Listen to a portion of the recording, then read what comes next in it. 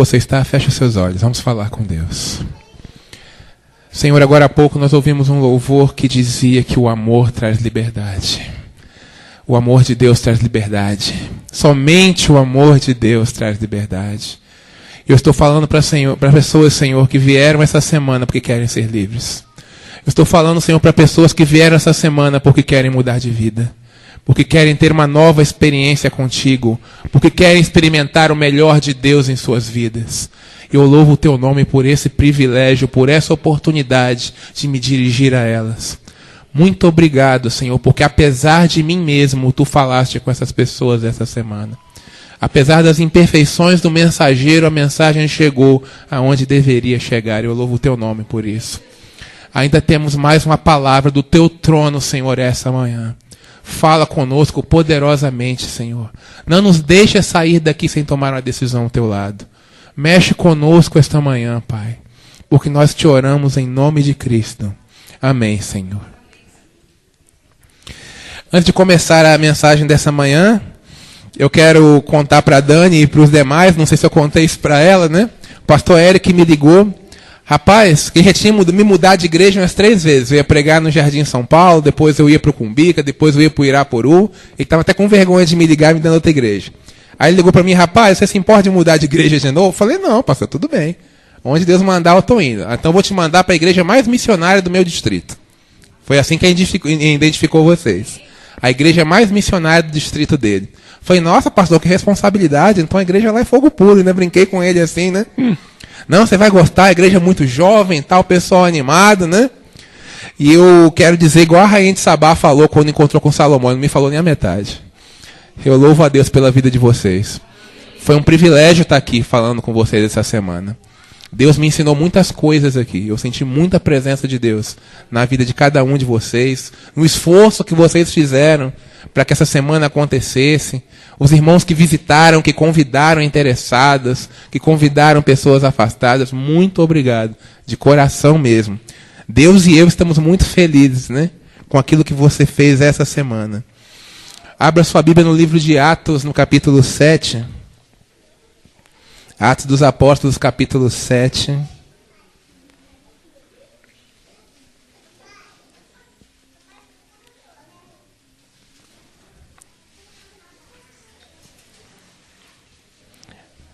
A partir do verso 55. Atos 7, a partir do verso 55. Espero que todos encontrem.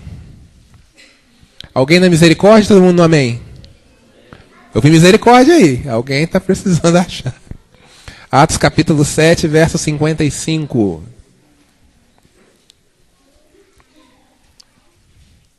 Alguém na misericórdia ainda? Amém? Opa, então vamos lá.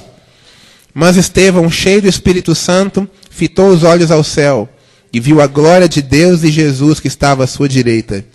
E disse, eis que vejo os céus abertos e o Filho do Homem que está à destra de Deus. Eles, porém, clamando em alta voz, taparam os ouvidos e unânimes arremeteram contra ele. E lançando-o fora da cidade, o apedrejaram. As testemunhas deixaram as suas vestes aos pés de um jovem chamado Saulo. E apedrejavam Estevão, que invocava e dizia, Senhor Jesus, recebe o meu espírito. Então, ajoelhando-se, clamou em alta voz, Senhor, não lhes imputes esse pecado. Com estas palavras, adormeceu. E Saulo consentia na sua morte. Eu quero primeiramente fazer você entender, amado, quem era Estevão, para depois a gente entender quem era Saulo. Entender por que Deus cruzou esses dois caminhos, cruzou essas duas vidas. Porque essas duas vidas se encontraram, havia um propósito. Se você voltar no capítulo 6 de Atos,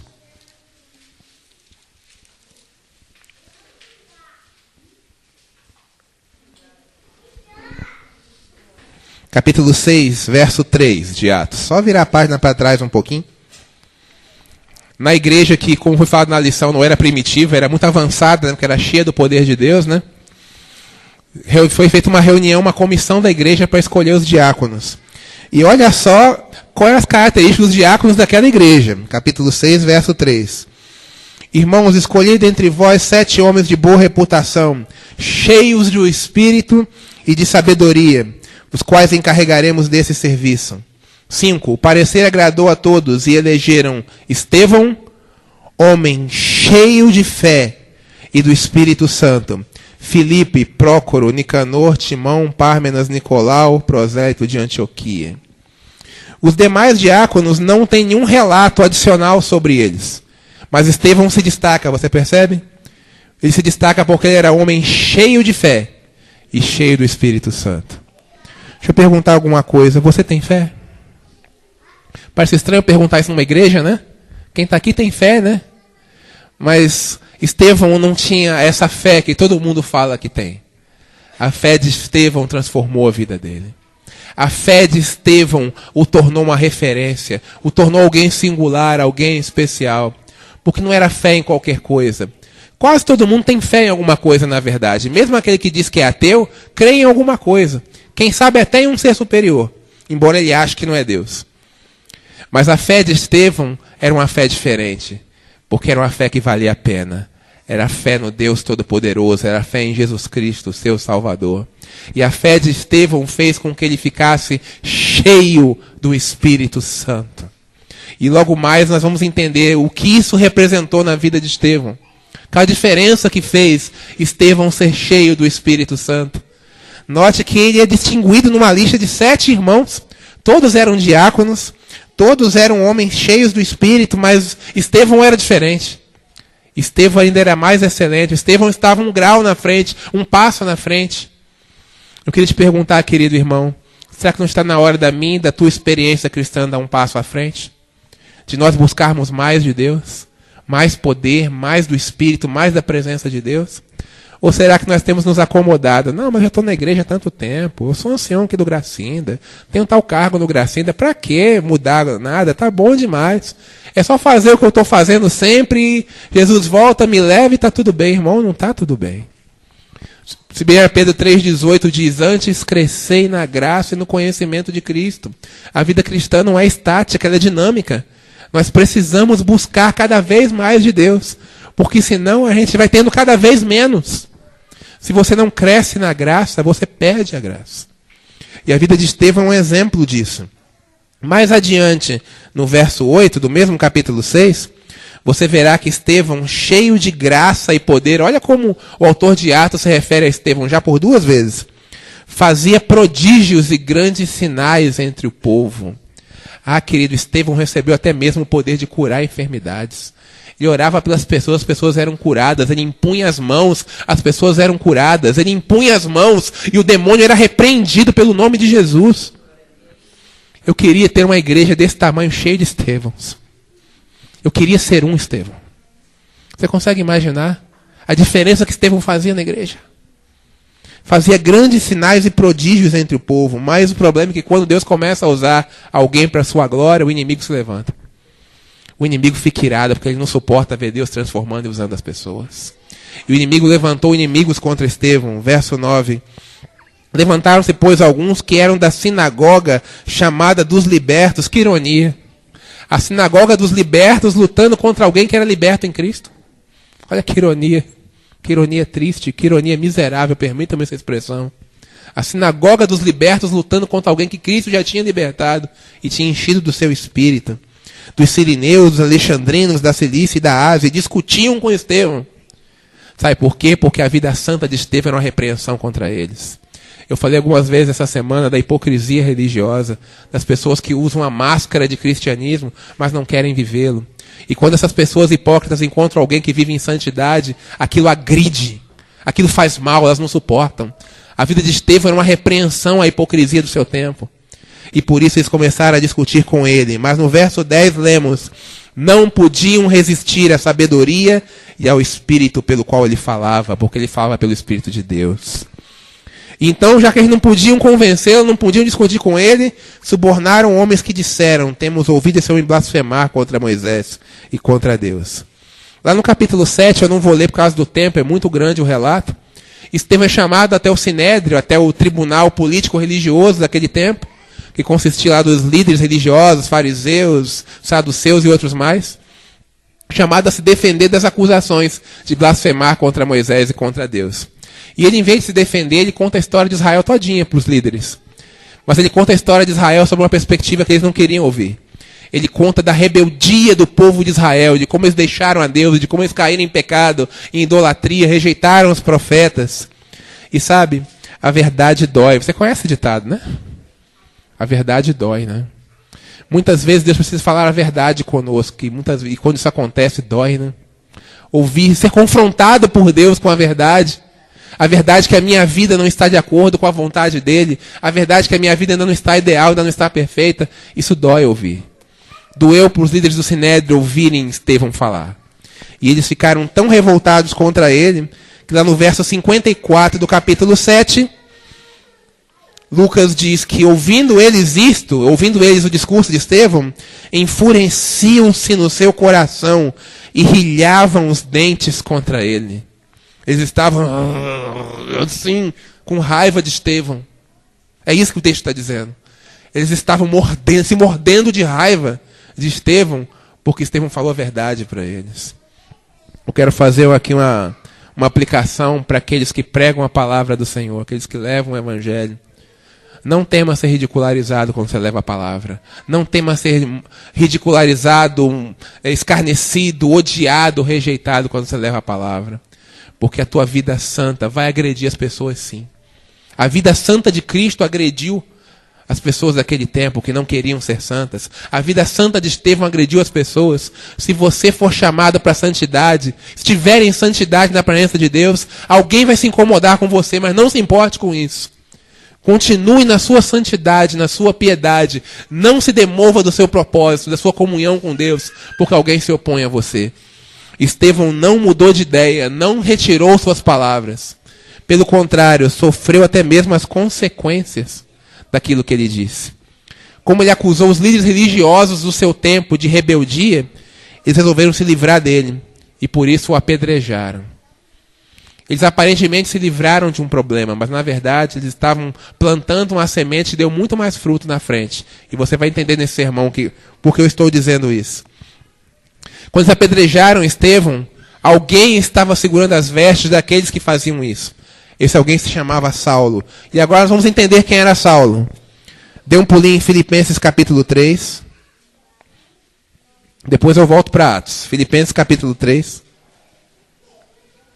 Que é uma carta que Saulo, muito tempo depois, né, desse episódio, já com outra cabeça, outra visão, mas falando do tempo em que ele estava assim, ele escreve.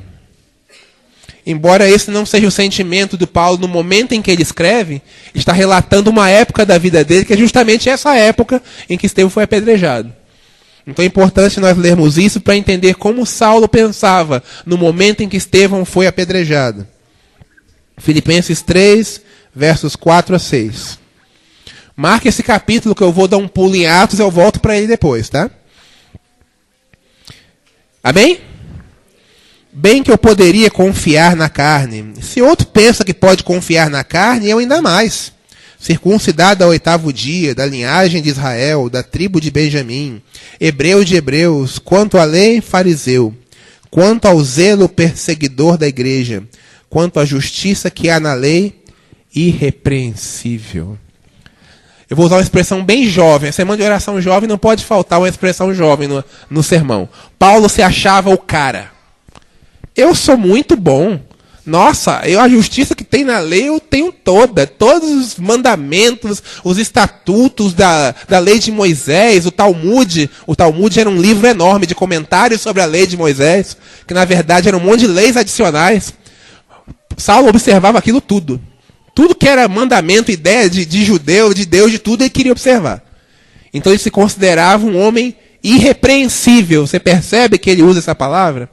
Quanto à justiça que há na lei, eu era irrepreensível. Ninguém podia me acusar de nada. Eu não tinha defeito nenhum. Tem um ditado meio jocoso que eu conheço, eu vou compartilhar com vocês, que diz assim: eu só não sou perfeito porque eu sou modesto. Assim Paulo pensava. Saulo ainda, não era Paulo ainda. Eu não sou perfeito porque eu sou modesto, eu sou o cara, eu sou irrepreensível, eu não tenho defeito. A igreja, todo mundo tinha que ser igual a mim. Se a igreja fosse toda igual a mim, a igreja seria outra coisa. E sabe, em nosso tempo tem gente assim na igreja, tem ou não tem? Você conhece alguém assim? Nossa, a igreja tinha que ser igual a mim, porque eu sou homem consagrado, eu oro, eu jejuo, eu faço, eu aconteço. Lembra lá de Lucas 18? Do fariseu e do publicano? Jesus citou essa parábola. E veio o fariseu para orar na igreja do Gracinda, né? Faz de conta. Entrou ali. Senhor, graças te dou, porque eu não sou igual a esse miserável aí. Esse camarada não presta, Senhor. Tinha um publicano do lado dele. Cobrador de impostos, desonesto, cobrava R$1 para o governo, 2 para ele. E o fariseu foi orar falando mal do outro. Olha que oração esquisita. Eu te agradeço, Senhor, porque eu não sou igual a esse miserável. Eu dou dízimo, eu dou oferta, eu jejuo, eu faço, eu aconteço. Amém. A oração dele foi só falar dele. Mas a oração do publicano qual foi? Tem misericórdia de mim, Senhor, que eu sou pecador. E Deus aceitou o publicano, não aceitou o fariseu. Saulo era igualzinho o fariseu de Lucas 18. Igualzinho, não tinha diferença nenhuma. Ele se achava o cara. Eu sou muito bom, eu sou justo, eu sou de uma família nobre. Olha só que ele se descreve, da linhagem de Israel, da tribo de Benjamim. Ele faz uma descrição ampla das suas origens nobres, né? Da sua cultura. Fui fariseu, né? Tive uma educação primorosa. Paulo era um homem erudito, falava várias línguas, tinha muita cultura no seu tempo. Se fosse hoje, ele seria um cara com PhD em alguma coisa. Um nível acadêmico altíssimo, um currículo invejável. O currículo Lattes dele, se existisse naquele tempo, devia dar umas 10 páginas. O cara tinha feito todas as faculdades que existiam naquele tempo. Ele era o cara. Inteligente, instruído e justo. Assim ele pensava que era. E nesse estado de coisas, nesse sentimento, nessa maneira de viver, ele encontra Estevão. Volta lá para Atos 7. Verso 58. As testemunhas deixaram as suas vestes aos pés de Saulo, o homem que era o cara, o homem que se achava, o homem que se julgava irrepreensível, sem defeito, justo. E eu fico imaginando Saulo testemunhando o apedrejamento de Estevão, porque ele testemunhou isso. Lá no verso 1 do capítulo 8, o livro de Atos é claro, Saulo consentia na sua morte, Saulo apoiava aqueles que apedrejaram Estevão. Deixa eu perguntar uma coisa para você, para fazer você pensar, para fazer você raciocinar. Eu conheço um pastor que fala, pensar dói, então vamos ter dor de cabeça hoje. Como alguém justo, irrepreensível, pode consentir no apedrejamento de alguém? Você consegue me explicar isso? Como alguém que é justo, que não tem defeito, pode testemunhar alguém sendo morto a pedradas? Lembra que eu falei para vocês que cada pedra é do tamanho de um paralelepípedo? Você ficaria assistindo alguém ser morto dessa maneira? Algum voluntário para assistir uma execução dessas? Eu não. Mas Saulo assistiu. E a Bíblia diz que Saulo consentia na morte de Estevão. Tinha até prazer na morte de Estevão. Participou passivamente, mas participou. E deu apoio moral para aqueles que faziam isso. Não foi à toa, queridos, que Saulo e Estevão se encontraram. Deus pegou um homem cheio do Espírito, cheio de poder, cheio de fé. E com esse homem ele confrontou aquele que achava que tinha poder, aquele que achava que tinha fé, aquele que achava que tinha justiça. Sabe por quê? Você já viu alguém ser apedrejado e dizer, Senhor, perdoa esse cara que me jogou uma pedra? Quem já viu isso aqui em nossos dias? Eu nunca vi isso. Sabe quem já fez algo semelhante na Bíblia antes de Estevão? Jesus Cristo. Estevão estava tão cheio de Deus que ele tinha as reações do próprio Deus. Isso me arrepia, irmão. Estevão estava tão cheio de Deus que ele chegou a perdoar os seus inimigos como o próprio Deus, Jesus Cristo, fez no Calvário. E sabe, esse ato de piedade de Estevão não passou desapercebido aos olhos de Saulo. Aquilo perturbou Saulo. Eu imagino Saulo voltando para sua casa depois daquele dia, deitando-se na sua cama para dormir, e vindo à mente dele as imagens daquele dia, daquele apedrejamento. As imagens de Estevão dizendo, Senhor, não lhes imputes esse pecado. As últimas palavras de Estevão em vida foram intercessão por aqueles que eram seus algozes. Aquilo marcou o espírito de Saulo. Aquilo perturbava. Mas sabe, querido, apesar de Deus estar impressionando Saulo, ele não quis de pronto ouvir a voz de Deus. Quem sabe eu estou falando para alguém que Deus tem impressionado a semana inteira, mas não quis ouvir a voz de Deus ainda. Ah, querido, por que deixar para depois?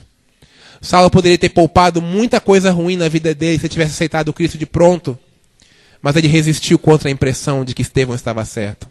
Ele resistiu contra a impressão que Estevão era servo do Deus vivo e não de um impostor, como ele considerava Jesus. E para piorar, Saulo, além de não aceitar o testemunho de Estevão e o Cristo que Estevão pregava, continue lendo Atos capítulo 8, a segunda metade do verso 1. Naquele dia levantou-se grande perseguição contra a igreja em Jerusalém. E todos, exceto os apóstolos, foram dispersos pelas regiões da Judéia e Samaria. Alguns homens piedosos sepultaram Estevão e fizeram pranto sobre ele. Saulo, porém, assolava a igreja, entrando pelas casas, arrastando homens e mulheres, e encerrava-os no cárcere. Além de resistir à voz do Espírito Santo que falava a Saulo, Estevão está certo. Esse é o caminho, segue. Ele resolveu lutar contra Deus. Eu estou falando nessa manhã para alguém que está lutando contra Deus. Às vezes você vem à igreja, ouve um sermão, Deus te fala claramente a sua necessidade. Mas você sai daqui e você decide, não vou fazer nada disso. Eu quero curtir minha vida, eu sou jovem. Eu tenho muita vida para aproveitar, tenho que aproveitar o mundo, eu tenho que curtir. Negócio de santidade, de igreja, que nada, deixa eu curtir o mundo. E você luta contra Deus, e Deus fala para você, filho, é agora. Filho, se rende, se entrega, e você não quer. Você fica lutando contra Deus. Ah, querido, para de lutar contra Deus. Para com isso. Eu já lutei contra Deus. Lutei até mesmo para não ir para o seminário fazer teologia. Lutei 7 anos contra Deus. Porque eu achava que eu não serviria para ser pastor. E Deus me mostrou, filho, essa é a minha vontade para você, vai. Será que Deus precisa mostrar mais alguma coisa para você entender qual é a vontade dele para você? Saulo ainda não tinha entendido a lição. A lição mais poderosa que eu imagino que Deus poderia dar para ele. Ver um homem como Estevão ser apedrejado e reagir daquela maneira. Mas ele ainda não tinha entendido. Ele continuou lutando contra Deus. Ele entrava nas igrejas. Faz de conta que Saulo vive em nossos dias. Ele entraria aqui no Gracinda e começaria a prender as pessoas no meio do culto. Acorrentaria você ou te colocaria uma algema e te levaria para a cadeia. Sem mais nem menos. Interromperia o culto aqui. Já ia ser o primeiro a ser encanado que está pregando. Já arrasta ele logo. Eu já encabeçaria a fila dos presos e você iria atrás de mim. Era isso que Saulo fazia. Em um outro texto que o próprio Saulo relata em uma de suas cartas, ele diz que ele respirava, aliás, em Atos fala isso, nós vamos ver daqui a pouco, respirava ameaças e mortes contra os servos do Senhor. Isso está lá em Atos capítulo 9, vamos virar a página. Atos capítulo 9, versos 1 a 6, exatamente esse verso.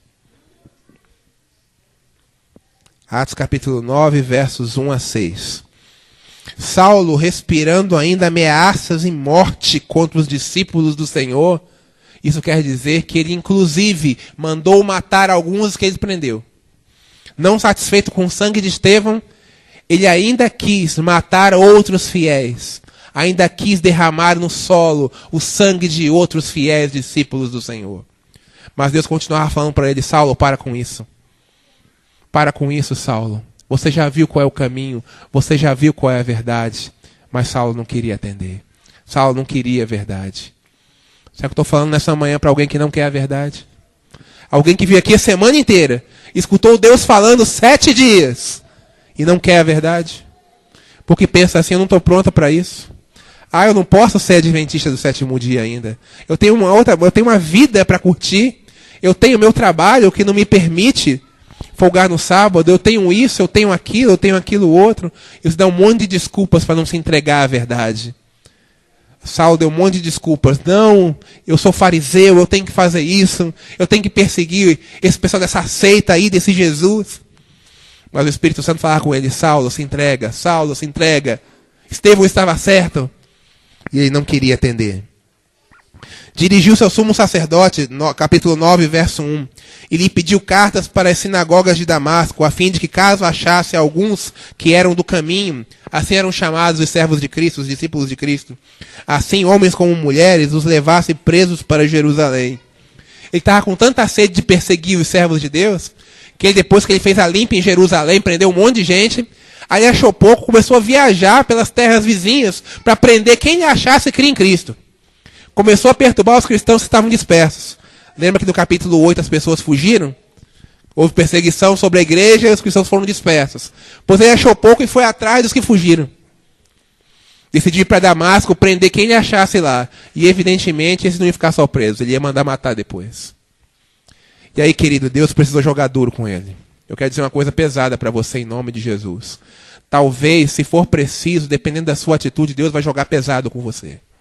Deus vai fazer algo na sua vida extraordinário para você o aceitar. Sabe por quê? Não é porque ele é arbitrário, não é porque ele não respeita o seu livre-arbítrio, mas é porque ele te ama tanto que ele não quer que você se perca.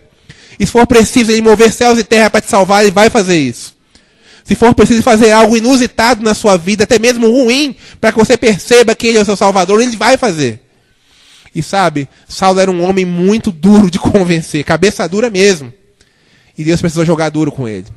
Deus usou de um expediente sem precedentes na Bíblia, sem paralelo. Ninguém mais foi convertido como Saulo foi.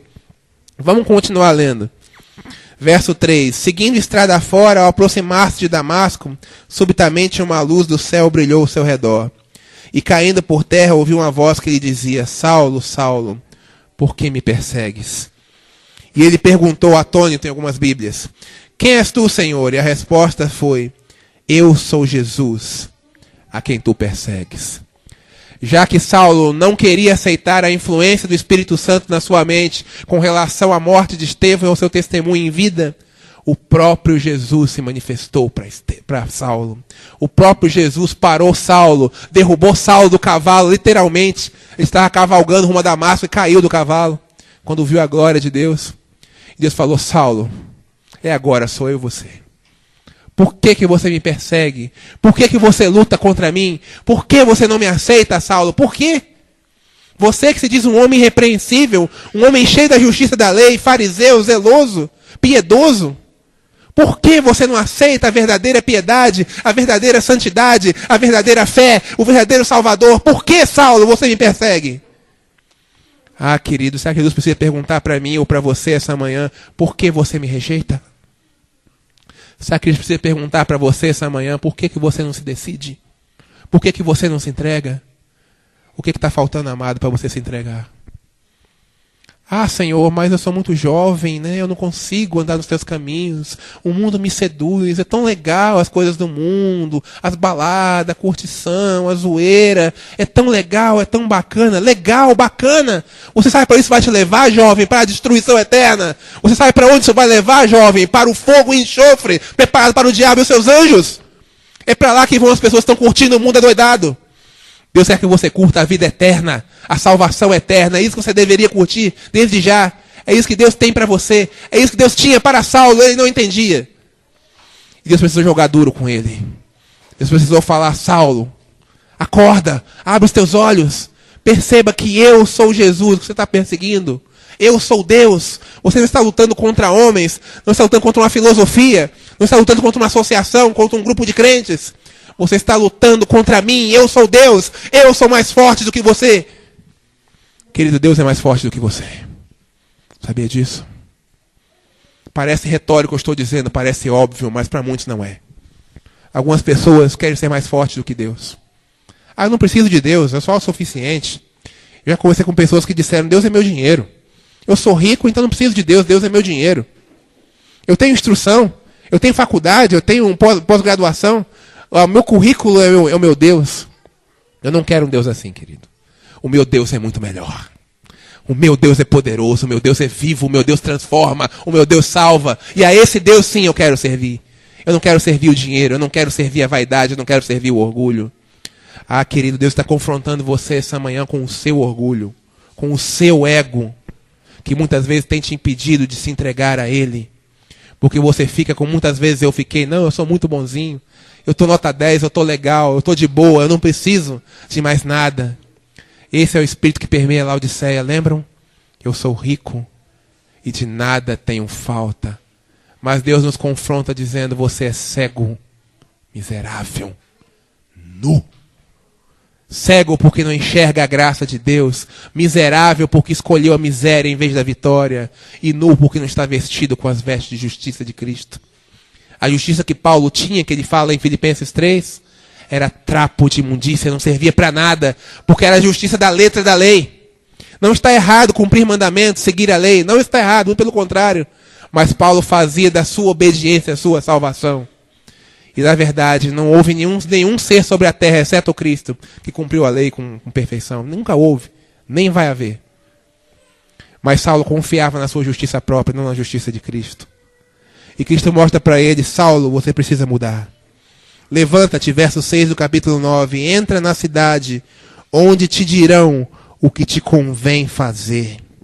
Saulo sempre dirigiu as coisas, sempre deu ordem, sempre comandou, sempre teve iniciativa, sempre resolveu tudo por si mesmo. Mas agora Jesus diz para ele: agora eu estou no comando, Saulo. Agora eu te digo o que você tem que fazer, não é você mais. Não é você quem dá as cartas, agora sou eu. Porque eu sou o Senhor, eu sou o Salvador, eu tenho controle sobre a sua vida. E pela primeira vez Saulo muda de papel. Agora ele não manda, agora ele não executa, agora ele não comanda, ele não dirige nada, ele é dirigido por Deus. Deus tirou a visão dele temporariamente, ele ficou cego durante dias para perceber que ele precisava de Deus. E sabe, se Deus precisar cegar alguns ou fazer qualquer outra coisa miraculosa para salvar, ele vai fazer. Espero que não seja necessário isso. Mas para Saulo foi necessário. Ele ficou cego fisicamente. E quando ele ficou cego fisicamente, os olhos espirituais dele foram abertos. Ele começou a enxergar como nunca. Ele nunca enxergou tão bem como quando ele estava cego. Porque agora ele percebia que ele não era quem ele pensava que era. Ele não era irrepreensível, ele não era justo, ele não era piedoso. Ele era um pecador e precisava de Cristo. Precisava da graça de Cristo. Agora Saulo estava enxergando. Agora Saulo estava se transformando. Ah, querido, eu estou falando para alguém que chegou aqui cego espiritualmente. Alguém que tem vivido a vida numa cegueira espiritual tão intensa. Não dá importância para nada do Espírito, nada de Deus, nada da fé, nada da salvação.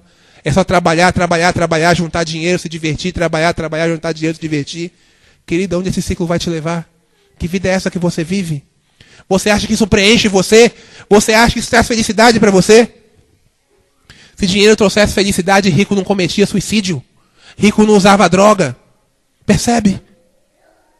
As pessoas mais ricas da terra, algumas das, né, não todas, algumas das pessoas mais ricas da terra viviam deprimidas, angustiadas. Veja o caso de Whitney Houston. Veja o caso de Michael Jackson e outros mais. Tinham tudo que o dinheiro podia comprar, mas não tinham felicidade, que a felicidade não vem com o dinheiro. Que sua esposa cantou que o amor traz liberdade, o amor traz felicidade, o amor de Deus, não o amor do mundo. O amor do mundo não traz felicidade. O amor do mundo traz perdição. O amor do mundo traz a ruína. Saulo agora estava começando a enxergar. E agora que ele estava começando a enxergar, Deus começou a mudar a vida dele. Olha o que acontece nos versos 10 a 15 do capítulo 9. Você vai se arrepiar todinho. Atos 9, versos 10 a 15. Ora, havia em Damasco um discípulo chamado Ananias. Disse o Senhor a visão a Ananias. E ele respondeu: eis-me aqui, Senhor. Então o Senhor lhe ordenou: dispõe-te, vai à rua direita e procura por Saulo. Pois eis que ele viu entrar um homem chamado Ananias, para impor-lhe as mãos e que lhe recuperasse a vista. E Ananias respondeu: Senhor, mas logo esse? Esse homem perseguia a igreja, esse homem matava cristão. Você me manda à casa desse homem visitá-lo? Como, Senhor? Mas logo esse? Alguém sabia que dar estudo bíblico com um cara que mata cristão? Tem voluntário aí? Quero ver as mãos. Difícil, né? Ananias também não queria ir. Claro que não. Você iria? Ananias também não queria ir. Mas olha o que Deus fala para Ananias. Verso 15. Ananias, vai, porque este Saulo é um instrumento escolhido por mim para levar o meu nome perante os gentios e reis. Você entende o que Deus está dizendo aqui? Deus pegou um cara que matava cristão e colocou para transformar a igreja de Deus na maior potência do seu tempo. Deus pegou um cara que matava cristão e o levou para espalhar o evangelho em todo o mundo conhecido de sua época. Saulo, que depois chamou-se Paulo, tornou-se o maior missionário de todos os tempos. Um homem que matava cristãos, que perseguia cristãos, Deus pega e fala: agora você é meu instrumento. Vai anunciar o meu nome em toda a terra, em todos os lugares que você puder ir. Saulo era um homem muito focado, ele tinha essa virtude. Ele era um homem muito focado nas coisas que ele fazia. Só que Deus pegou o foco de Paulo e mudou. O foco de Paulo era lutar contra o cristianismo. E agora Deus muda o foco de Paulo. Paulo, teu foco agora vai ser exaltar o meu nome. O teu foco agora vai ser pregar a minha palavra. O teu foco agora vai ser mudar vidas. Eu louvo o nome do Senhor por isso. Deus pega a gente que não presta e põe para trabalhar para Ele. Eu sou um. Eu sou um. Eu não valia nada, eu não prestava. E Deus me pegou e disse, filho, vai trabalhar para mim. Prega a minha palavra. Eu louvo o nome do Senhor porque Ele faz isso. Eu creio num Deus que além de perdoar, Ele te dá serviço. Ele te torna útil, Ele te torna digno, Ele te torna valioso. E foi isso que Ele fez com Saulo. Vai, porque este é um instrumento escolhido para levar o meu nome perante os gentios e reis, bem como perante os filhos de Israel. Volte lá em Filipenses capítulo 3.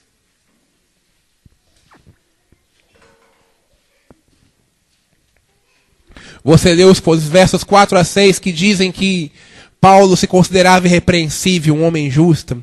Mas no verso 7, Paulo muda o seu discurso. Ele está contando sua história para os filipenses. E olha só o que ele diz. Filipenses 3, verso 7. Mas o que para mim era lucro, ou seja, a minha justiça própria, o meu orgulho, a minha educação, o meu PhD, a minha posição de líder religioso e político no Sinédrio, no meio dos fariseus, toda a minha honra, todo o respeito que tinham por mim, considerei perda por causa de Cristo. Sabe o que isso quer dizer? Se isso me atrapalha, se isso me impede de servir a Cristo, eu não quero mais. Se esse emprego me impede de servir a Cristo, eu não quero mais, eu vou buscar outro. Se essa namorada, esse namorado me impede de servir a Cristo, eu não quero mais, eu vou terminar o namoro. Se essa amizade me impede de servir a Cristo, eu não quero mais, eu me afasto desse amigo. Tudo que ele tinha que atrapalhava ele de servir a Cristo, ele largou mão, ele abandonou. Ele considerou como perda para servir a Cristo. Querido, isso requer muita coragem. Isso requer muita coragem. Paulo deu uma volta de 180 graus na vida. Você percebe isso? Paulo fez uma mudança radical. Ele mudou tudo. E sabe, muitas vezes nós não temos coragem de deixar que Deus faça isso. Não temos coragem de fazer por nós mesmos, nem conseguimos, na verdade. Você e eu não temos força para fazer isso. Mas não permitimos que o Deus da força nos dê força para isso. Porque nós sabemos que se nós pedirmos, Ele vai fazer. Eu um dia orei a Deus, Senhor, eu quero estar no centro da tua vontade. Deus mostrou, minha vontade para você, meu filho, é que você seja pastor. Deus me mostrou isso claramente. Mas Ele só mostrou quando eu pedi para Ele mostrar. Você sabe qual é a vontade de Deus para a sua vida? Pede para Ele que Ele vai te mostrar. Mas se prepara para a vontade de Deus. Se prepara para o querer de Deus. Se prepara para a obra de Deus na tua vida, porque vai ser grande. Quando Deus opera, irmão, quem impede? Ninguém impede. Está escrito lá em Isaías isso. Agindo eu, quem impedirá? Permita que Deus haja na sua vida, querido. Irmão adventista, permita o agir de Deus na sua vida. Irmão visitante, permita o agir de Deus na sua vida. Eu não conheço ninguém que permitiu e se arrependeu. Saulo não se arrependeu disso. Verso 8 do capítulo 3 de Filipenses. Sim, devera considero tudo como perda, por causa da sublimidade do conhecimento de Cristo Jesus, meu Senhor, por amor do qual perdi todas as coisas, e as considero como refúgio para ganhar a Cristo. Em outras traduções, eu as considero como lixo. Tudo que me afasta de Deus, tudo que se interpõe entre mim, Deus é lixo, e eu não quero mais. Ah, querido, que coragem desse homem. Eu me arrepio quando eu leio isso aqui, querido. Eu queria poder dizer isso. Tudo que me afasta de Deus é lixo, eu não quero. Quanto lixo você tem na sua casa, amado? Quanto lixo você tem na sua vida? Quais são seus relacionamentos? Quais são suas amizades? Quais têm sido suas atitudes? Seus sonhos, seus projetos?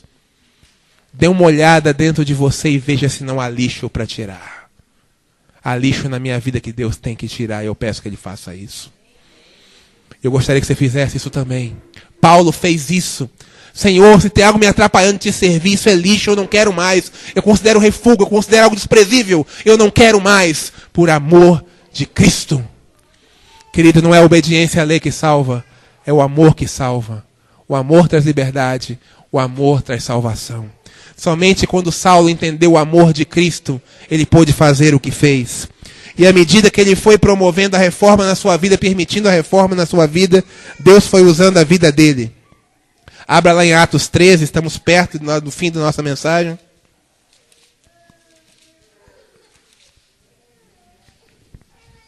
Atos capítulo 13, versos 1 a 3.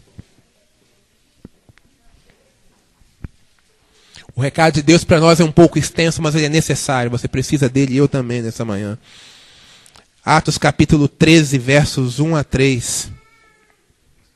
Amém? Havia na igreja de Antioquia profetas e mestres: Barnabé, Simeão, por sobrenome Níger, Lúcio de Cirene, Manaém, Colasso de Herodes, o tetrarca e Saulo. E servindo eles ao Senhor e jejuando, disse o Espírito Santo: separai-me agora Barnabé e Saulo para a obra que eu os tenho chamado. O Espírito Santo chamou Saulo por nome no meio da igreja e disse: olha, eu quero esse para o meu serviço. Irmão, isso me arrepia. Você já imaginou o Espírito Santo dizer: eu quero você para o meu serviço? Eu quero que você me sirva de maneira especial, diferente de todos. Eu tenho uma obra especial para você, eu tenho um plano especial para você. Se Saulo fosse uma pessoa de caráter ilibado, de ficha limpa em toda a sua vida, já seria assombroso. Imagina Saulo sendo quem era, o perseguidor dos cristãos. Agora vem o Espírito Santo e fala: Saulo, eu tenho um trabalho para você. Você vai salvar vidas. Você vai transformar pessoas. Você vai revolucionar o mundo com a palavra do Senhor Jesus Cristo. Você entende isso, amado? Você entende a profundidade do que está escrito na palavra do Senhor? Deus pegou o pior inimigo da igreja e o transformou no seu maior promotor, no seu maior missionário. Capítulo 14, versos 8 a 10. Não termina por aí o que Deus fez com Saulo.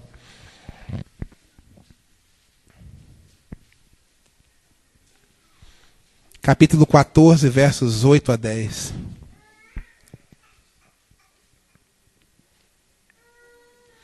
Em Listra costumava estar assentado certo homem aleijado, paralítico desde o seu nascimento, o qual jamais pudera andar.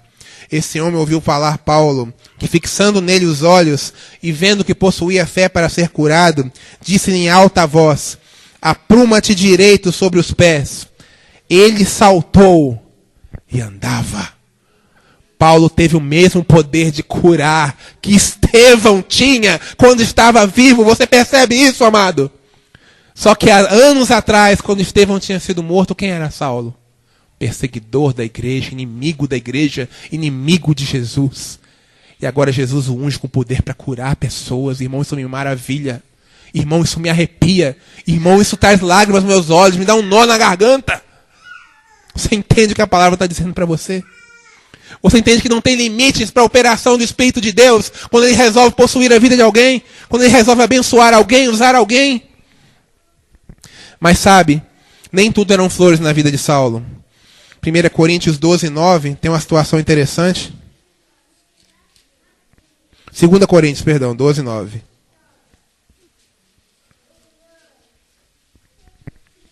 Doze, 7, aliás, para você entender melhor. 2 Coríntios 12, verso 7.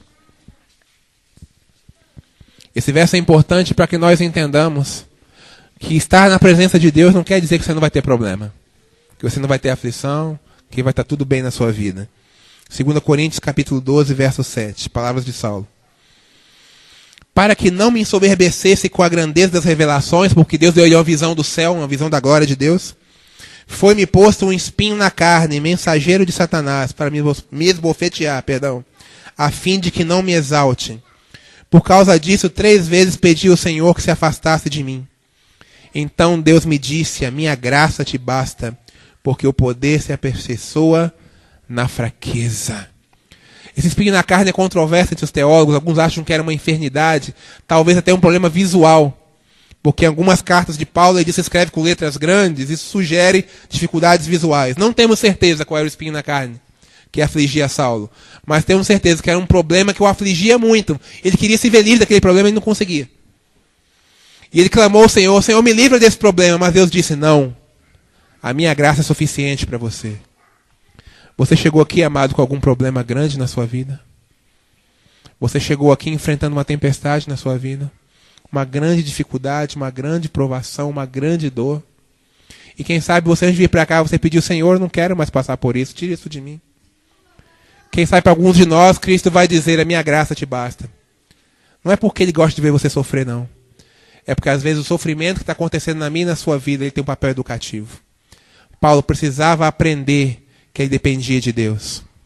Ele tinha muita propensão a se orgulhar e por isso Deus permitiu que isso acontecesse na vida dele. Para que ele percebesse que dependia de Deus. E sabe, lá no fim da sua vida, em 2 Timóteo 4, 6 a 8, é o último texto. Lá no finzinho da sua vida, ele escreve a Timóteo, seu filho em Cristo, né? Alguém que ele levou para a fé. 2 Timóteo 4, 6 a 8. Ele fala da sua morte iminente. Ele estava preso, ele sabia que não ia sair da prisão. Ele foi preso pelo imperador romano, ficou encarcerado em Roma. E num ano, não me lembro qual, ele foi levado para a execução. E ele foi decapitado. E ele sabia que isso ia acontecer com ele. Mas olha o que ele escreve, sabendo que seria levado para o martírio, que seria cortado a sua cabeça. Olha o que esse homem escreve. 2 Timóteo 4, versos 6 a 8. Quanto a mim, estou sendo já oferecido por libação, e o tempo da minha partida é chegado. Combati o bom combate, completei a carreira, guardei a fé. Já agora a coroa da justiça, eu quero parar nessa justiça. Lembra como ele fala de si mesmo em Filipenses? Quanto à justiça que há na lei, irrepreensível. Agora, anos depois, ele entende que a justiça não vem dele. A justiça vem de Cristo. E ele fala, a coroa da justiça me está guardada, a qual o Senhor, reto juiz, me dará naquele dia, e não somente a mim, mas a todos quantos amam a sua vinda. Você gostaria de usar uma coroa, amado? Quase não há monarquias em nosso mundo hoje, há poucas monarquias, né? Eu tive a oportunidade de ir ao Museu Imperial em Petrópolis, no estado do Rio, fiquei olhando para aquela coroa tão bonita, cheia de pedras preciosas, guardada a 7, 8, 10 chaves, porque no Brasil já sabe, coroa com pedra preciosa, demole e rouba mesmo. Então, tá lá guardadinha, bastante segurança, vigia, caixa forte e tudo mais para ninguém levar. Eu me lembrei desse verso. A coroa que Deus tem para você é muito mais valiosa do que a coroa imperial de Petrópolis. A coroa que Deus tem para você é muito mais valiosa que a coroa da rainha da Inglaterra. Porque é a coroa da vida eterna. É uma coroa que ninguém rouba de você. Uma coroa que ninguém toma de você. Uma coroa que ninguém pode danificar. Ninguém pode diminuir seu valor. É uma coroa eterna. É a coroa da vida eterna. E agora Saulo entendia isso. Finalmente, Saulo entendia de quem que ele dependia e aonde ele deveria chegar. Outrora perseguidor de cristãos, agora ele estava sendo perseguido e martirizado. Ele teve em parte a mesma sorte de Estevão, deu o seu sangue pelo seu Salvador, deu a sua vida pelo seu Salvador. Em parte ele entendia agora, creio que sim, o quanto Estevão sofreu e como Estevão passou por aquele sofrimento em paz. Agora ele entendia o poder que levou Estevão a dizer, Senhor, não lhes impute esse pecado. Agora ele entendia aquilo que tinha acontecido com Estevão. Ele entendia Estevão, a sua vida e o seu martírio, porque agora ele ia passar pela mesma coisa. O mesmo poder que encheu a vida de Estevão, agora enchia a dele também. Aqui eu quero perguntar uma coisa difícil para você. Você se considera uma pessoa orgulhosa? Provavelmente você vai me dizer que não. Mas não responda para mim, responda para Cristo. Responda para o Espírito Santo. Existe orgulho dentro de você? Você se considera o cara? Não, eu sou muito bom naquilo que eu faço, eu sou um cara correto, eu não mato, eu não roubo, eu não mexo com a mulher dos outros, está tudo muito bom, está tudo muito bem. Não, irmão, não está. Não vai estar bem enquanto você não for cheio do Espírito Santo de Deus. Não vai estar bem. Por melhor que seja a sua vida, na sua ótica, na sua percepção, não vai estar bem enquanto Deus não encher a sua vida, enquanto a verdade não possuir você, enquanto você não descobrir que a graça de Deus é suficiente para você, não vai estar bem. E se você não pensa assim, que você é o cara, muito pelo contrário, você chegou aqui pensando, nossa, eu sou tranqueiro, eu sou lixo, eu não presto. Cristo diz para você, meu filho, a minha graça te basta. Você quer mudar de vida? A graça de Cristo basta para você. Nós vamos ouvir uma mensagem musical nesse momento. Eu gostaria que, se você sentiu que precisa abrir mão do seu orgulho e se entregar a Deus, hoje é o último momento em que Deus vai falar através de mim com você nessa igreja. Talvez eu volte aqui algum dia, se os irmãos tiverem coragem de me convidar. Mas por enquanto será o último momento. É o último apelo de Deus da semana para o seu coração. É o último apelo de Deus para a sua vida. Você vai esperar que Deus faça algo miraculoso, como fez com Saulo? Que faça um clarão aparecer na sua frente, que segue você para você aceitá-lo? Não precisa isso, amado. Deus está falando com você uma semana nesse lugar. Por que não aceitá-lo hoje? Por que não aceitá-lo agora? Abra mão do seu orgulho, do seu ego. Se renda nos braços de Deus. Venha aqui na frente e ore conosco. Eu vou estar orando com você.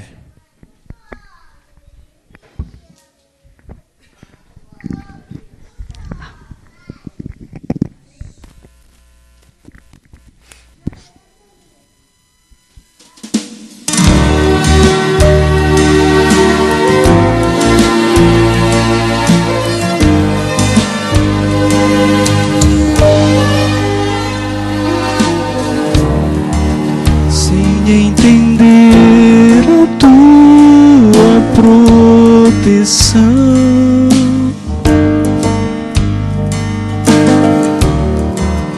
eu me coloco agora em tuas mãos,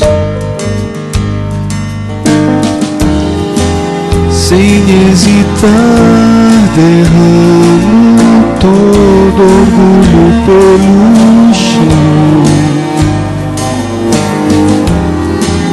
mando embora a rebeldia do meu coração, por teu amor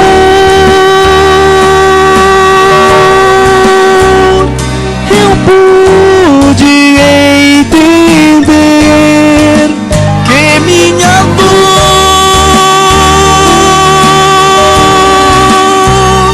me ajuda a procurar você. A tua graça me basta, não preciso de mais nada. Minha vida não tem mais valor. Eu me achego a ti, Senhor, te pedindo perdão.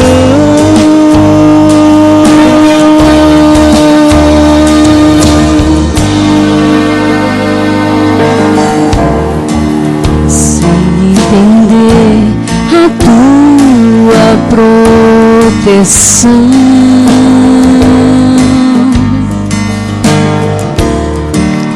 eu me coloco agora em tuas mãos,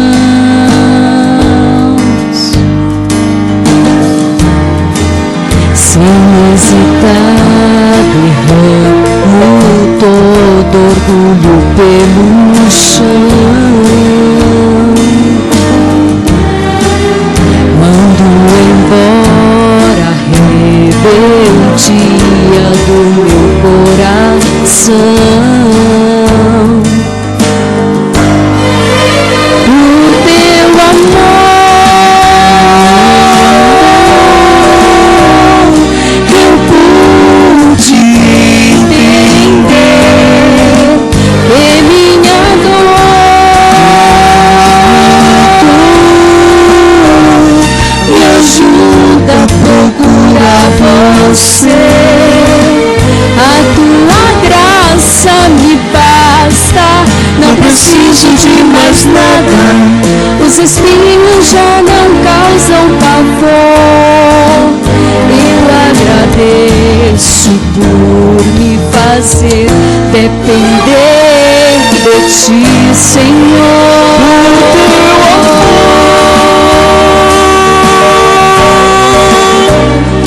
Eu pude entender Que minha dor me ajuda a procurar você. A tua graça me basta, Não preciso de mais nada. Os espinhos já não causam pavor. eu agradeço por me fazer Depender de ti. ti, Senhor.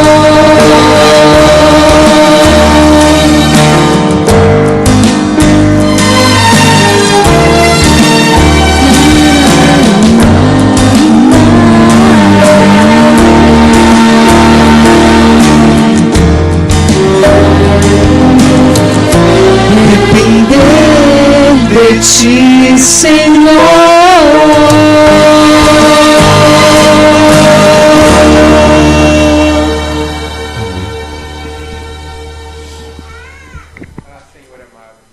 Eu te agradeço porque nesta manhã tu nos fizeste entender que nós precisamos depender de ti. E nós queremos, Senhor, em teu nome, abrir mão do nosso orgulho. Parar de resistir ao teu chamado, ao teu espírito, nos entregar a ti. Abrir o nosso coração para que tu faça aquilo que tem que ser feito. Para que tu tires de nós aquilo que tem que ser tirado, Senhor. Mesmo que eu goste, que eu queira, que eu ame, mas se me impede de te servir, Senhor, refuga, eu não quero mais. E há pessoas aqui que estão dizendo a mesma coisa, Senhor.